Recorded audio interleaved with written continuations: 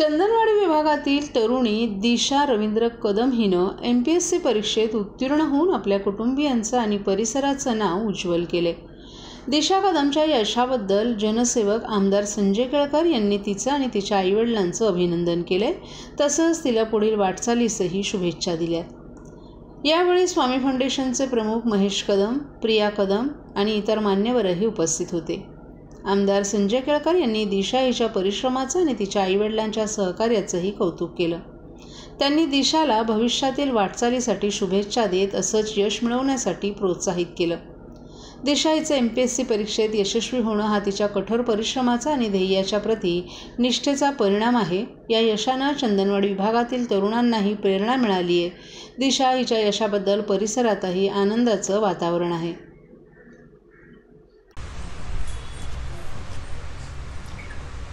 काय सांगाल, दिशा ही आज MPSC मध्ये पास झाली आणि समर्थ फाउंडेशनच्या माध्यमातून यश अचीव केलं आहे, काय सांगाल? नाही, तिचं अभिनंदन करत असताना तमाम ठाणेकरांतर्फे त्याचं मी अभिनंदन करतो। ठाण्यामध्ये खूप निरनिराळ्या क्षेत्रामध्ये गुणवत्ता असलेले गुणवान असे विद्यार्थी आहेत। आत्ताच मी मागच्या आठवड्यामध्ये 10वीमध्ये 100% मार्क मिळवणाऱ्या दोन्ही मुलींचा पण सत्कार केला आणि त्याच्यामुळे ठाण्याला ही एक फार मोठी अभिमानास्पद गोष्ट आहे। आणि आज तर स्वामी समर्थांच्या मठामध्येच तिची पण भक्ती आहे, त्या भक्तीतूनच शक्ती मिळते आणि त्यामुळे MPSC सारखी अतिशय अवघड क्षेत्र आणि अवघड परीक्षा जी आहे ती तिने पार केलेली आहे। मी तिचं अभिनंदन करतो आणि तिला पुढच्या वाटचालीसाठी शुभेच्छा देत असताना तिच्या कुटुंबियांचं देखील, आईवडिलांचं देखील, कारण शेवटी कुटुंबीय पाठीशी ठामपणे उभे असतील तर अनेक गोष्टी ज्या आहेत त्या आपल्याला अचीव करता येतात आणि त्यामुळे त्यांचं देखील मी अभिनंदन करतो आणि तिला पुढच्या वाटचालीसाठी पुन्हा शुभेच्छा देतो।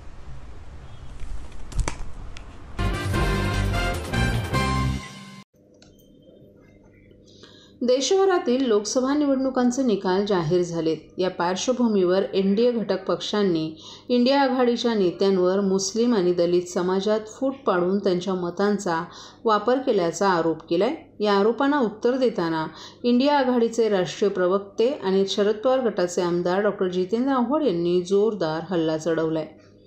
महाराष्ट्रातील 31 मतदारसंघात गद्दारांना पराभवाचा सामना करावा लागलाय। रामटेक, नाशिक, दिंडोरी, चंद्रपूर, धुळे या ठिकाणी तुम्ही पराभूत झालात। या ठिकाणी किती मुस्लिमांची संख्या आहे हे विचारात घ्या, असंही जितेंद्र आव्हाड यांनी सांगितलं। प्रत्येक वेळी जातीय मतभेदाच्या आधारावर मतांचं विभाजन करून तुम्ही विजय मिळवू शकत नाही। पराभव झाला आहे तर त्याला खुले दिलानं स्वीकारा, जसं आम्ही 10 वर्ष पराभव स्वीकारलाय। आव्हाड यांनी पुढे म्हटलं की तुम्ही तुमच्या निवडणुकीच्या फायद्यांसाठी हिंदू धर्मगुरूंचा वापर केला तेव्हा आम्ही काही बोललो नाहीत, परंतु आता पराभव झाला आहे तर त्याचं खापर दुसऱ्यांवर फोडू नका। लोकसभा निवडणुकीत हा तर फक्त एक झलक होता। आगामी विधानसभा निवडणुकीत NDA घटक पक्षांची काय अवस्था होईल ते पहा, असंही आव्हाड यांनी म्हटलं आहे। मनोज जरांगे पाटील यांनी जेव्हा आपल्या आंदोलनाची सुरुवात केली होती तेव्हा महाराष्ट्र सरकारनं त्यांना आश्वासन दिलं होतं की त्यांच्या कार्यकर्त्यांवर दाखल केलेले केसेस मागे घेतली जातील। यावर बोलताना आमदार जितेंद्र आव्हाड यांनी महाराष्ट्र सरकारवर ताशेरे ओढले। सरकारनं मनोज जरांगे पाटील यांना वचन दिलं होतं की त्यांच्या कार्यकर्त्यांवर दाखल केलेल्या केसेस मागे घेतल्या जातील। मग आता सरकारला काय झालं, ते केसेस का मागे घेत नाहीत, असा सवालही आव्हाड यांनी उपस्थित केलाय।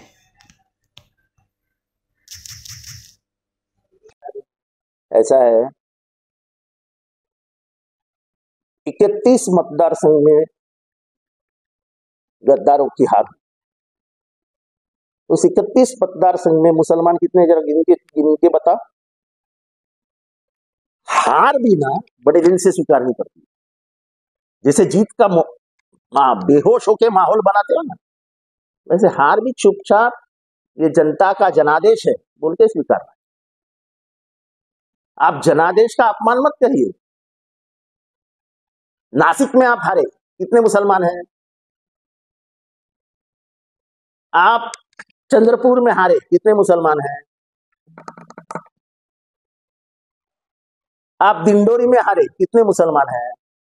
आप धुलिया में हारे, कितने मुसलमान हैं? और कितने मतदार गिन के दिखाओ। रामटेक में हारे, कितने मुसलमान हैं? आप बारामती में हारे, आप कोल्हापुर में हारे, कितने मुसलमान हैं? हर चीज को धार्मिक रंग मत दिया करो। आपकी हार हुई है इसी वजह से कि तुमको ये गंदी आदत है मगरूरी। अगर हार गए तो बोलो हारे हम, ठीक है, लोगों ने हमको नहीं पसंद किया, हम भी हारते आए 10 साल, हमने किधर कुछ बोला। तुमने जब किसी धर्म के बड़े लोगों का इस्तेमाल किया तो हमने कहा क्या तुम ये क्यों कर रहे हो? तो ये नारियल किसी पे मत फोड़ो। आपके ऊपर लोगों का गुस्सा है गद्दारी के लिए, आपके ऊपर लोगों का गुस्सा है महंगाई के लिए, बेरोजगारी के लिए, और आपके पॉलिटिकल अरोगेंस के खिलाफ। और ये आपको ये तो 31 कम दिखाई दिया, विधानसभा में देखो क्या हुआ। उनकी मांग है कि जो केसेस उनके कार्यकर्ताओं पर की गई उसको पीछे ले जाए सरकार, और जो आश्वासन आपको वो पूरा दे। ऐसा है कि ये तो कबूल ही किया था ना कि हम सब केसेस पीछे लेंगे, तो अब रुके काय के लिए? सर्व नागरिकांना आवाहन करण्यात येत आहे की सध्या डासांमार्फत पसरणाऱ्या डेंग्यू या आजाराचा प्रसार रोखण्यासाठी प्रत्येकाने पुढील प्रमाणे कार्यवाही करावी। डेंग्यू आजार एडिस इजिप्ती हा डास चावल्याने होतो। या डासांची पैदास साचलेल्या किंवा साचवलेल्या स्वच्छ पाण्यामध्ये होते। 8 दिवसांपेक्षा जास्त दिवस पाणी उघडे व साचून राहिल्यास त्यात डास अंडी घालतात। अंड्यांच्या अळ्या तयार होऊन पुढे डास तयार होतात। यासाठी आपल्या घरातील पाणी साठे, उदाहरणार्थ बॅरल्स, पिंपे, टाक्या, हौद, रांजणे इत्यादी दर आठवड्याला रिकामे करून घासून पुसून कोरडे करून पुन्हा भरावे। 1 दिवस कोरडा दिवस म्हणून पाळावा।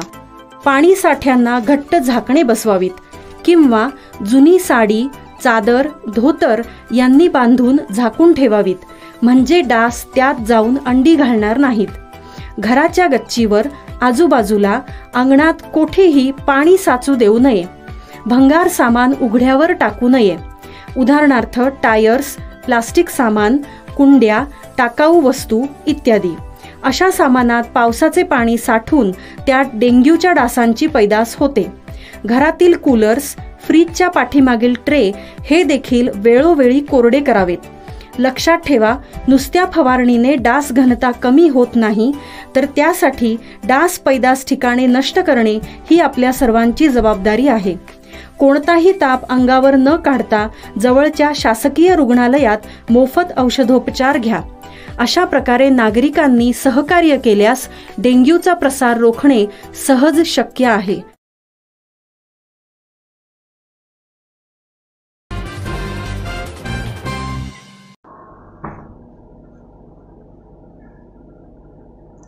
फी न भरल्यानं शाळेच्या विद्यार्थ्यांना बाहेर काढण्याचा धक्कादायक प्रकार ठाण्यातून समोर आलाय। दरम्यान फी भरण्यासाठी अद्याप 2 दिवस बाकी असतानाही शाळा व्यवस्थापनानं केलेल्या कृतीवर पालकांनी तीव्र संताप व्यक्त केलाय। ठाणे पोलीस स्कूलमध्ये हा सगळा प्रकार घडलाय। जवळपास 100 विद्यार्थी यामध्ये भरडले गेलेत। शाळेनं दिलेल्या फी भरण्याच्या ॲपमध्ये 12 तारीख शेवटची होती, मात्र असं असतानाही शाळेनं पहिल्याच दिवशी विद्यार्थ्यांना बाहेर काढलं। दरम्यान सकाळी विद्यार्थी शाळेत गेल्यानंतर थोड्याच वेळात पालकांना शाळेतून फोन गेले आणि तुमच्या पाल्यांची फी भरली नसल्यानं तुम्ही त्यांना घेऊन जा असा निरोप शाळेकडून पाठवण्यात आला। यामुळे पालकांनी शाळेभोवती गरडा घातला, तरी देखील शाळेच्या मुख्याध्यापिका तसंच व्यवस्थापकांनी यावर कोणतंही भाष्य केलं नाही। या घटनेनंतर युवा सेनेचे सचिव पूर्वेश सरनाईक यांनी शाळेच्या मुख्याध्यापकांकडे विचारणा केली, मात्र त्यांनी जबाबदारी झटकली असल्याचं सांगितलं जातंय। दरम्यान याबाबत शिक्षण मंत्री दीपक केसरकर यांच्याकडे तक्रार करणार असल्याचंही सांगितलं जात आहे।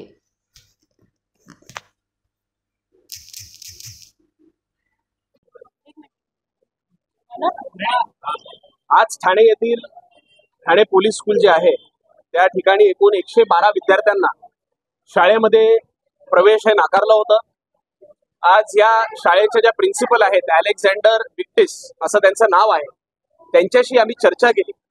या 112 विद्यार्थ्यांना आपण कशासाठी बाहेर बसवलं होतं. तर त्यांचं असं म्हणणं आहे की या विद्यार्थ्यांनी त्यांची फी भरली नव्हती, त्यामुळे आज त्यांना आम्ही बाहेर बसवलेलं आहे. तर मी त्यांना विचारलं की तुमच्या शाळेच्या ज्या ऍपमध्ये, ह्या ऍपमध्ये आपण पाहू शकता ड्यू डेट ही 12 जून दाखवलेली आहे. तर त्यांचं असं म्हणणं आहे की जरी 12 तारीख असेल तरी आजपासूनच आम्ही ही कारवाई सुरू केलेली आहे. मी कुठेतरी विद्यार्थ्यांना ह्या फीच्या माध्यमातून त्रास देण्याचं जे काम आज या शाळेच्या आणि त्यांच्या मॅनेजमेंटने केलेलं आहे त्याचा पूर्णपणे विरोध करत आहे. युवा सेनेच्या माध्यमातून आज आपल्या सगळ्या मीडियाच्या जे मीडियाचे आमचे प्रतिनिधी आहेत त्यांचा मनापासून आभार व्यक्त करतो की त्यांनी जे व्हिडिओ काढले त्या व्हिडिओमुळे आज खरं तर या 112 विद्यार्थ्यांना प्रवेश तरी मिळालेला आहे. मी आपल्याला एवढंच सांगू इच्छितो की आज या 112 विद्यार्थ्यांवर अन्याय होणार नाही यासाठी युवा सेना या ठिकाणी आलेली आहे. आमचे या विभागाचे स्थानिक शाखा प्रमुख निखिल बुडजडे असतील, युवा सेनेचे माझे कार्यकारिणी सदस्याचे प्रतिनिधी नितीन लांडगे असतील, जितेश गुप्ता, निखिल वाळके, सर्व आमची जी टीम आहे ते या ठिकाणी त्यांनी तातडीने या ठिकाणी आलेले आहेत. आणि मी आपल्याला एवढंच सांगतो की ज्या पद्धतीनं आज या मॅनेजमेंटने विद्यार्थ्यांबरोबर जे काही केलेलं आहे त्या गोष्टीचा आम्ही पूर्णपणे निषेध करतो. आणि येणाऱ्या काही तासांमध्ये आमचं एकच विनंती असणार आहे सन्माननीय शिक्षण मंत्र्यांना की ज्या अलेक्झांडर विक्टिस ही जी प्रिन्सिपल आहे, ही प्रिन्सिपल अतिशय उद्धट बोलणारी बाई आहे.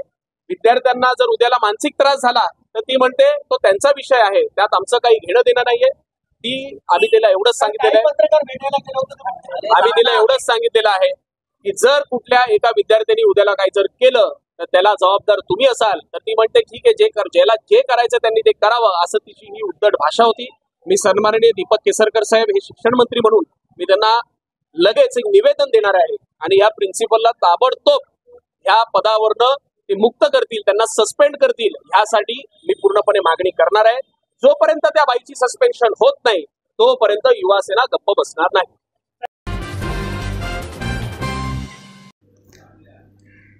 मान्सूननं राज्यात जोरदार हजेरी लावली असून ठाण्यात सलग 2 दिवस पावसाच्या तुरळक सरी बरसल्या. शनिवारी मध्यरात्री 1:30च्या सुमारास एका तासातच ठाणे महापालिका हद्दीत 16 मिलीमीटर पावसाची नोंद झाली. सकाळी 8:30 वाजेपर्यंत पावसाची 37.6 मिलीमीटर पावसाची नोंद झाली आहे. ठाणे शहरात जिल्ह्यात पावसाचं आगमन झाले. शनिवारी पहाटे पावसानं लावलेल्या हजेरीत 25.5 मिलीमीटर पावसाची नोंद झाली. त्यानंतर दिवसभर गायब असलेला वरुणराजा रात्री जागा झाला. मध्यरात्री 1:30च्या सुमारास पावसाच्या सरी जोरदार बरसल्या. अवघ्या तासाभरात 16.76 मिलीमीटर इतक्या पावसाची नोंद झाली. त्यानंतर पहाटे 4:30 वाजता पुन्हा पावसाला सुरुवात झाली. 5:30 पर्यंत ठाण्यात सुमारे 15 मिलीमीटर पावसाची नोंद झाली. त्यानंतरही सकाळी 8:30 वाजेपर्यंत पावसाची रिपरिप सुरूच होती. त्यामुळे मध्यरात्री 1:30 ते सकाळी 8:30 या 7 तासांमध्ये एकूण 37.6 अशी पावसाची नोंद झाली आहे. विशेष म्हणजे गेल्या 2 दिवसांच्या पावसाचा अंदाज घेतला असता आत्तापर्यंत 62.11 मिलीमीटर पावसाची नोंद झाली आहे. ठाण्यात पाणी साचण्याच्या घटना घडल्या नाहीत, मात्र झाडं कोसळण्याचं सत्र सुरूच होतं. रविवारी सकाळी 10:30च्या सुमारास सरई धोबियाळी येथील श्रीनाथ प्लाझाजवळ झाड उन्मळून पडलं. तर शनिवारी मध्यरात्री पाऊस सुरू असताना मुंब्रा येथील नुरीबाबा दर्ग्याजवळ झाड कोसळून 2 वाहनांचं नुकसान झालं. ठाण्यात 33.3 मिलीमीटर, कल्याणमध्ये 20 मिलीमीटर, मुरबाडमध्ये 1.6 मिलीमीटर, भिवंडीत 20.3 मिलीमीटर, तर शहापूरमध्ये 14.6, उल्हासनगरमध्ये 12 तर अंबरनाथमध्ये 4.8 मिलीमीटर